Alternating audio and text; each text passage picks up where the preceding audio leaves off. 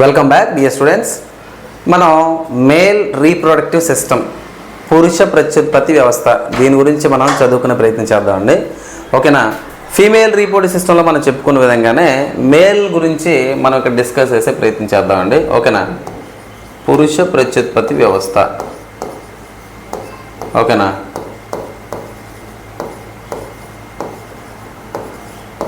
పురుష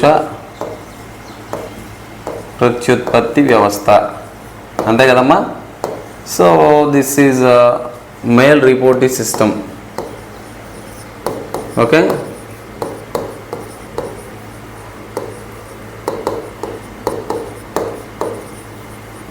ఓకేనా. Male reproductive system. సరే, ఇదేంటి ఈ మేల్ రీప్రొడక్టివ్ సిస్టమ్? దీని గురించి ఏంటి మనం తెలుసుకోవాలంటే కనుక, మేల్ రీప్రొడక్టివ్ సిస్టంలో మెయిన్ ఆర్గాన్స్ ఏంటి? మేల్ రీప్రొడక్టివ్ సిస్టంలో మెయిన్ ఆర్గాన్స్ ఏంటంటే వన్ పెయిర్ ఆఫ్ టెస్టిస్, ఒక జత ముస్కాలు ఉంటాయన్నమాట. ఓకేనా. ఒక జత ఏముంటాయనన్నా ముస్కాలు అనేవి ఉంటాయి. So in English we can call it as testis, one pair of testis. ఓకేనమ్మా. అదేవిధంగా మనకి కొన్ని గ్లాండ్స్ ఉంటాయన్నమాట. గ్లాండ్స్ అంటే గ్రంథులు, హార్మోన్లను ఇచ్చే గ్లాండ్స్. ఓకేనా. సో అందులో ఉండేది ఏంటంటే ప్రోస్ట్రేట్ గ్లాండ్. ఓకేనా. పౌరుష గ్రంథి అంటారు. రెండోది వచ్చేసరికి కౌపర్ గ్లాండ్, అంటే కౌపర్స్ గ్రంథి అంటారు, లేదా బల్బో యూరిథర్ గ్లాండ్ అంటారు. మరి మూడోది వచ్చేసరికి సెమినల్ గ్లాండ్స్ లేదా సెమైనల్ వెసికల్స్ ఉంటాయి. ఓకేనా. Seminal vesicles. తర్వాత ఇంకా మేజర్ ఆర్గాన్ ఏంటంటే పురుషాంగం. పురుషాంగం అంటే male genital organ. Male genital organ. ఓకేనా. So this is a penis, మేహనం అంటారు. ఓకేనమ్మా. సో ఇవి ఆర్గాన్స్. మరి పురుష ప్రత్యుత్పత్తి వ్యవస్థలో గ్లాండ్స్ ఉంటాయన్నాయి. గ్లాండ్స్ హార్మోన్స్ ఇస్తాయని చెప్పి మనం చదువుకున్నాం. So let us see the diagram of human male reproductive system. మానవ పురుష ప్రత్యుత్పత్తి వ్యవస్థ సంబంధించిన డయాగ్రాము, దానికి సంబంధించి కంప్లీట్ స్టడీని మనం తెలుసుకునే ప్రయత్నం చేద్దామమ్మా. ఓకేనా.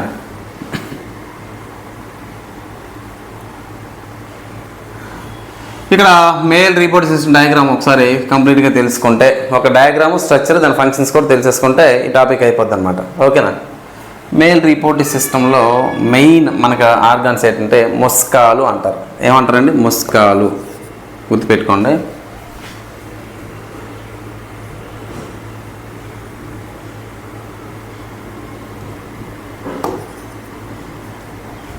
ఓకేనమ్మా. ఒక పెయిర్ ఆఫ్ టెస్టిస్ అన్నాం కదా, అందులో ముస్కాలు అని చెప్పి మనం చదువుతాం. మొదటిగా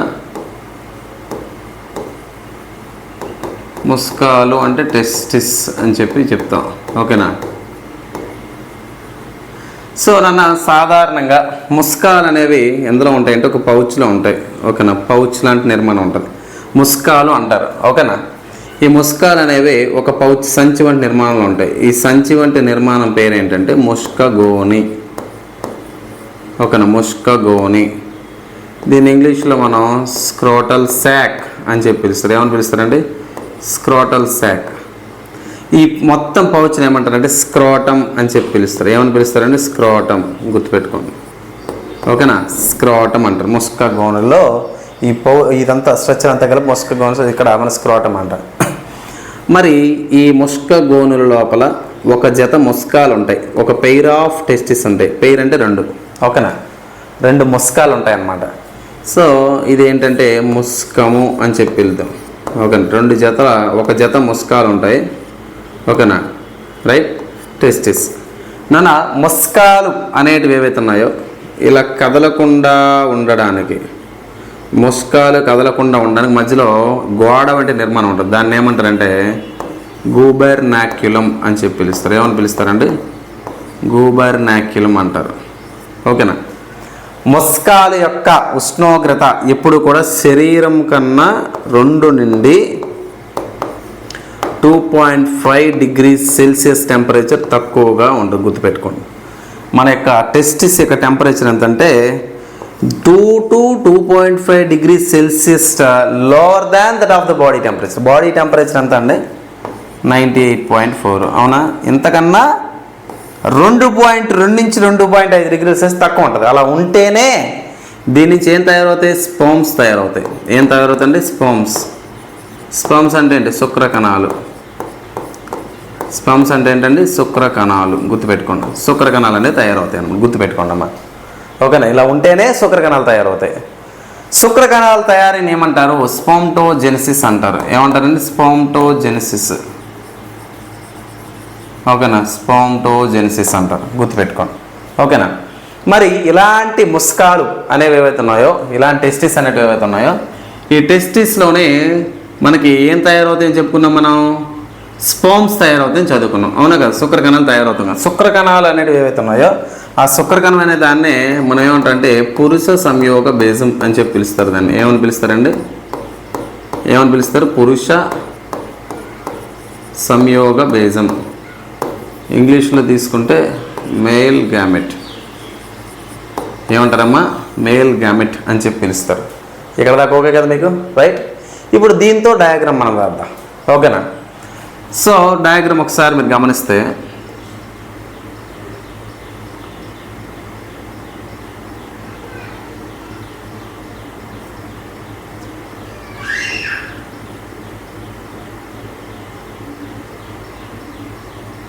సో ఇది పురుషాంగం అండి, ఓకేనా? Male sex organ. డయాగ్రామ్ మొత్తం వేసి స్పాట్స్ డ్రా చేసే ప్రయత్నం చేద్దాం.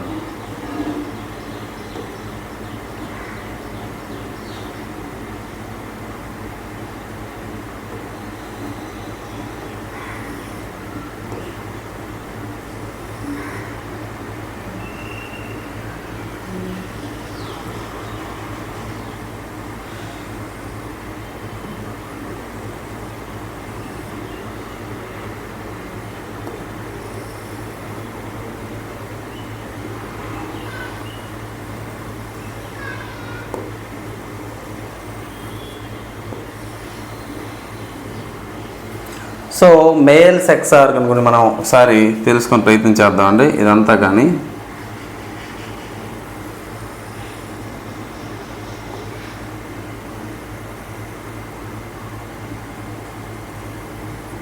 రైట్. మేల్ రీప్రొడక్టివ్ సిస్టంలో మనకి మేజర్ ఆర్గన్స్ ఒక్కొక్కటిగా మనం ఇప్పుడు తెలుసుకుందాం. జాగ్రత్తగా వినండి, చాలా ఇంట్రెస్టింగ్ అండ్ ఈజీగా ఉంటుంది. ఓకే, ఇది రఫ్ డయాగ్రామ్ అండి, రఫ్ స్కెచ్. దీని గురించి తెలుసుకుందాం. సో ఇగోండి, మనకి పౌచ్లా ఉంటుంది అనుకున్నాం కదా, ఓకేనా? ఒక సంచిలా ఉన్నటువంటి నిర్మాణం ఇలా ఉంటుంది అనమాట, ఓకేనమ్మా? అయితే మనకి ఈ పొట్ట కింది భాగంలో, ఓకేనా, పొట్ట కింది భాగంలో మనకి మేల్ రీప్రొడక్టివ్ సిస్టమ్ అనేది అమరు ఉంటుంది అనమాట. Below the abdominal cavity, okay, లేదా బిలో ద ఇంజ్యూనల్ కెనల్ అంటారు. ఇంజ్యూనల్ కెనల్ అంటే బొడ్డు కింద భాగం అనమాట. దాన్ని ఇంజ్యూనల్ కెనల్ అంటారు. ఇంగ్వైనల్ కెనల్ అని కూడా అంటారు. ఇంగ్వైనల్ కెనల్ కింద పురుష ప్రత్యుత్పత్తి వ్యవస్థ అమరి ఉంటుంది అనమాట. మన ఇదిలో ఏముంటాయని చెప్పాను? పెయిర్ ఆఫ్ టెస్టిస్ అన్నాను. వీటిలో ఏమన్నా నేను ముస్కాలు అని చెప్పి నేను చెప్పాను. ఏమని చెప్పానండి? ముస్కాలు. So it is called as testis, ఓకేనమ్మా? టెస్టిస్. ఇప్పుడు ఒక్కొక్కటిగా మనం మాట్లాడదాం. ఇప్పుడు టెస్టిస్ని మనం దాన్ని ఇలా అడ్డకోత, నిలువు కోతకు వస్తే ఎలా ఉంటుందో లోపల చూద్దాం, ఓకేనా? సో దాన్ని నిలువు కోతకు వస్తే ఎట్లుంటుందో ఒకసారి మనం గమనిద్దామండి. సో దీన్ని నిలువు కోత అంటే ఇలా ఒక లేయర్ తీసాం, ఓకేనా? ఇలా ఉన్నదాన్ని ఒక లేయర్ మనం ఇలా స్కిన్, అంటే ఈ స్కిన్ అని ఓపెన్ చేసి ఇలా బయటికి లాగాం. ఇలా ఓపెన్ చేసాం. లోపల ఎలా ఉంటుంది సార్ అంటే, లోపల ఇలా సన్నగా తీగలు ఇలా ఉంటాయన్నమాట, ఓకేనా? ఆ తీగల వంటి నిర్మాణాలు ఏమంటారంటే సెమినిఫెరస్ ట్యూబ్యూల్స్ అంటారు. ఏమంటారు? సెమినిఫెరస్ నాళాలు అని చెప్పి పిలుస్తారు, ఓకేనా? Seminiferous tubules. ఈ సెమినిఫెరస్ ట్యూబ్యూల్స్ లోపల ఏముంటాయంటే మాతృకణాలు ఉంటాయి. దాన్ని జర్మ్ సెల్స్ అంటారు. ఏమంటారండి? జర్మ్ సెల్స్ అంటారు, లేదా జర్మ్ సెల్స్ అంటారు, లేదా వాటిలే లేడిగ్ సెల్స్ అంటారు. ఏమంటారు? లేడిగ్ కణాలు అంటారు. వాటిలే ఇంటర్స్టిషియల్ సెల్స్ అంటారు. ఏమంటారండి? ఇంటర్స్టిషియల్ సెల్స్ అని చెప్పి పిలుస్తారు. ఏమని పిలుస్తారు నాన్న? Interstitial cells. ఇంటర్స్టిషియల్ సెల్స్ కణ విభజన ద్వారా ఏం తయారు చేస్తాయంటే శుక్ర కణాలను తయారు చేస్తాయి. ఏం తయారు చేస్తాయంటే శుక్ర కణాలను తయారు చేస్తాయి, ఓకేనా? శుక్ర కణాలను తయారు చేస్తాయి. టెస్టిస్ లోపల ఉత్పత్తి అయ్యే హార్మోన్ ఏంటంటే మేల్ సెక్స్ హార్మోన్. గుర్తుపెట్టుకోండి, టెస్టిస్ లోపల ఉత్పత్తి అయ్యే హార్మోన్ ఏంటంటే మేల్ సెక్స్ హార్మోన్. లేదా పురుష లైంగిక హార్మోన్ అని చెప్పి పిలుస్తారు. ఏమని పిలుస్తారండి? పురుష లైంగిక హార్మోన్. అదేంటి సార్? దాని పేరేంటి? టెస్టోస్టిరోన్. ఏంటంటే టెస్టోస్టిరోన్. ఈ టెస్టోస్టిరోన్ అనేది దేనికి ఉపయోగపడుతుందండి?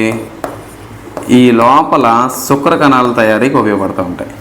ఇలా శుక్ర కణాలు తయారయ్యి ఉత్పత్తి అవడాన్ని మనం ఏమని పిలుస్తామంటే స్పర్మటోజెనిసిస్ అని చెప్పి మనం ఏమని చెప్తామండి? స్పర్మటోజెనిసిస్. ఓకేనా, గుర్తుపెట్టుకోండి. ఇలా శుక్ర కణాలు తయారవుతాయి. తయారైనవి ఎక్కడ ఉంటాయి సార్ అంటే ఇక్కడ ఉన్నటువంటి సెమినిఫెరస్ నాళాల్లో ఉంటాయి. ఓకేనా, ఈ సెమినిఫెరస్ నాళాల్లో తయారైన శుక్ర కణాలు అనేవి ఏమవుతాయి సార్ అంటే ఈ అంచున ఉన్నటువంటి ఒక పైప్ లాంటి నిర్మాణం ఉంటుంది. ఇలాగా ఇదంతా కూడా కాయిల్ బాగా మడతపడి ఉన్నటువంటి ఒక పైప్ వంటి నిర్మాణం ఉంటుంది అనమాట. ఓకేనా, పైప్ వంటి నిర్మాణం ఇలా మడతపడి ఉంటుంది. దీన్ని ఏమంటారు సార్ అంటే ఎపిడైడిమిస్ అని చెప్పి పిలుస్తారు. ఏమని పిలుస్తారండి దీన్ని? ఎపిడైడిమిస్ అని చెప్పి పిలుస్తారు. ఏమని పిలుస్తారు? ఎపిడైడిమిస్. ఓకేనా, ఎపిడైడిమిస్ అనేది ఉంటుంది అనమాట.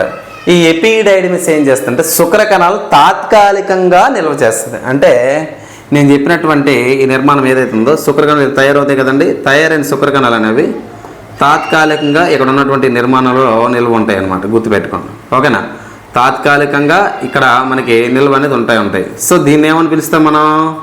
ఈ నిర్మాణాన్ని ఏమని పిలుస్తాం మనం? ఎపిడైడిమిస్ అని చెప్పి పిలుస్తారు. ఏమని పిలుస్తారండి దీన్ని? ఎపిడైడిమిస్ అంటారు. ఏమంటారు? ఎపిడైడిమిస్. గుర్తుపెట్టుకోండి. లేదా ఎపిడిడిమిస్ అని కూడా మనం పిలుస్తూ ఉంటాం. ఓకేనా, ఎపిడైడిమిస్ లేదా ఎపిడిడిమిస్ అంటారు. ఎపిడిడిమిస్లోనే శుక్ర కణాలు తాత్కాలికంగా నిల్వ ఉంటాయి. తాత్కాలికంగా నిల్వ ఉన్నటువంటి శుక్ర కణాలు అనేవి ఇగోండి ఇలా ఈ పైప్స్ ద్వారా వెళ్తాయి అన్నమాట. ఓకేనా, సో ఈ పైప్ని ఏమంటారంటే వాస్ డిఫరెన్స్ అని చెప్పి పిలుస్తారు. ఏమని పిలుస్తారండి? ఈ పైప్ని వాస్ డిఫరెన్స్ అని చెప్పి పిలుస్తూ ఉంటారు. సో శుక్ర కణాలు ఏవైతే మనకి ఇక్కడ ముస్కాల లోపల తయారైన, గుర్తుపెట్టుకోండి, ఏవైతే ఇక్కడ టెస్టిస్ లేదా ముస్కాల లోపల శుక్ర కణాలు తయారైనవి తాత్కాలిక ఎపిడైడిమిస్లో నిల్వ ఉండి ఎపిడైడిమిస్ నుంచి శుక్ర కణాలు ఇలా వ్యాస్ డిఫరెన్స్ ద్వారా ఇవ్వండి ఎక్కడ ఉన్న దాన్ని ఏమంటారు? వ్యాస్ ఎఫరెన్స్ అంటారు. ఏమంటారండి? వ్యాస్ ఎఫరెన్స్ అంటారు. వ్యాస్ ఎఫరెన్స్ ద్వారా మనకి ఇక్కడికి వెళ్తాయి అన్నమాట. సో ఇటువైపు నుండి కూడా శుక్ర కణాలు తయారవుతాయి కాబట్టి ఇలా ఇక్కడ దాకా వస్తాయి. నేను ఉండేది కేవలం శుక్ర కణాల గురించే మాట్లాడుతున్నాను. అయితే రెండూ కలిపి కామన్గా ఎక్కడ ఈ పైప్లో ఓపెన్ అయ్యి దీన్ని ఏమంటారు సార్ అంటే యురెత్రా అని చెప్పి పిలుస్తారు. ఏమని పిలుస్తారండి? యురెత్రా అని చెప్పేసి మనం పిలుస్తాం. ఏమని పిలుస్తాం? యురెత్రా. ఓకేనా, గుర్తుపెట్టుకోండి. యురెత్రా అంటే ఇక్కడ మీకు ముందు డయాగ్రామ్లో చూడండి. యురెత్రా అంటే మేహనం అని చెప్పి మనం పిలుస్తారు. సో యురెత్రాలోకి ఓపెన్ అయిందనమాట. ఓకేనా, ఎక్కడికి ఓపెన్ అయిందండి? యురెత్రాలోకి ఓపెన్ అయ్యింది.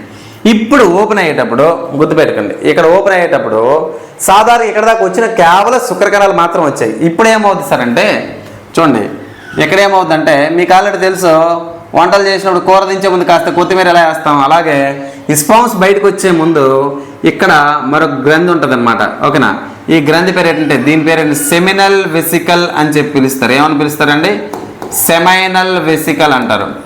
సెమైనల్ వెసికల్ నుంచి ఏమొస్తుంది సార్ అంటే సెమైనల్ ప్లాస్మా అనే పిలుస్తున్నట్టు ఒక పదార్థం వస్తుంది అనమాట. ఓకేనా, సెమినల్ వెసికల్ అనేది ఏదైతే ఉందో ఈ సెమినల్ వెసికల్ నుంచి ఏమొస్తుంది? సెమినల్ ప్లాస్మా అనేది ఇక శుక్ర కణాలు కలుస్తుంది. ఓకే, సెమినల్ వెసికల్ అయిపోయింది.